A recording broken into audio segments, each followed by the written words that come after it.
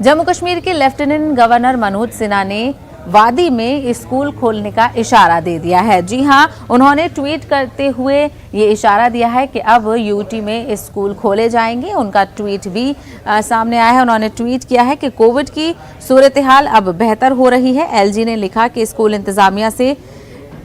इंतजामिया से उन्होंने तैयार रहने को कहा है और स्कूलों की सैनिटाइजेशन का काम शुरू करने को कहा है। तलबा ने एलजी के फैसले का खैर मकदम करते हुए कहा कि ऑनलाइन कभी भी ऑफलाइन तालीम का मुतबादिल नहीं हो सकता। तलबा का कहना है कि वादी में गुज़िश्ता 3 सालों से स्कूल बंद हैं और इसीलिए स्कूलों को हर हाल में दोबारा खोला जाना चाहिए। ख्याल रहे कि मौसम सरमा की तातीलात का ऐलान 28 फरवरी तक किया गया था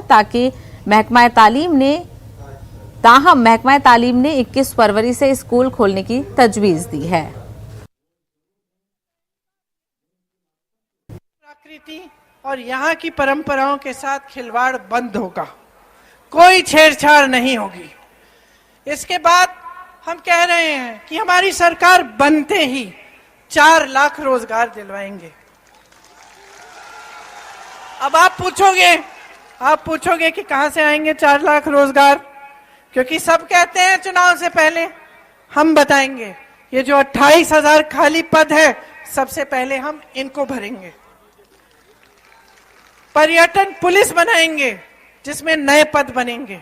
पर्यटन के लिए ऐसे मौके खड़े करेंगे जिससे हमारे नौजवान भाई बहनों के लिए तमाम रोजगार पैदा हों। फिर हम कह रहे हैं कि गांव-गांव में स्वास्थ्य सुविधाएं पहुंचाएंगे। आपने देखा कि कोरोना में क्या हुआ, स्वास्थ्य की सुविधा के लिए कितना संघर्ष करना पड़ा। आज भी पहाड़ों में स्वास्थ्य सुविधाओं तक पहुंचने के लिए क्या क्या जतन करने पड़ते हैं। इसीलिए हमने तय किया है कि नई तकनीकों के साथ, ड्रोन के साथ, नए तकनीकों के साथ हम गांव-गांव तक स्वास्थ्य सुविधाएं पहुंचाएंगे। आज गैस सिलेंडर कितना महंगा है, इस सरकार ने कहा हम एक गैस सिलेंडर मुफ्त दे देते हैं, इससे हमें वोट मिल जाएंगे और हमारी जिम्मेदारी खत्म हो जाएगी। हम कह रहे हैं कि ये गलत सोच है। हम कह रहे हैं कि जो गैस सिलेंडर आपको मिलेगा, 500 रुपए से ज्यादा हम उसके दाम को बढ़ने नहीं देंगे। हम समझते हैं, कांग्रेस पार्टी समझती है कि आप कितने संघर्ष कर रहे हैं, आप कितने संकट का सामना कर रहे हैं।